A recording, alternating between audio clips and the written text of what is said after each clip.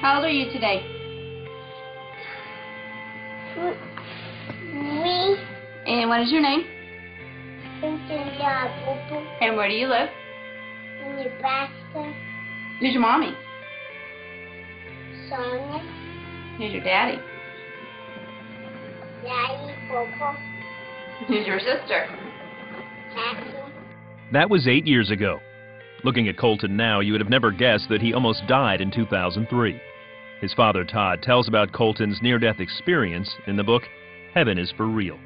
And he started throwing up into the toilet, you know, and at first we're like, okay, he's got the stomach flu, because the doctor said it was going around. Colton's condition only got worse as days passed. His doctor discovered his appendix had burst. An infection was spreading in his body. Time was running out.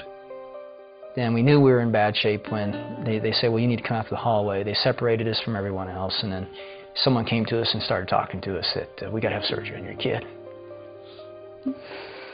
It was tough. Seeing your boy be lifeless when he was a very vibrant child. And it was at that moment that we were looking at each other. I remember my wife holding Colton in that hallway, just us. He's not even moving. We went to the surgery prep area, and I remember them hauling him away and him just yelling at me, "Daddy, don't let him take me. Daddy, don't let him take me." Then I went back to the pre-op room where we had left some stuff, and I was finally alone, shut the door, and I just broke down and I was mad at God. I just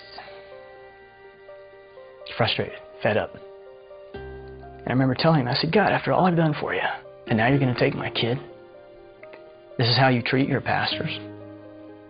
And I was calling our prayer chain. I was calling anybody that would be on the other line to get Colton on the prayer chain because it was bad. We were there in the waiting room for an hour and a half, maybe.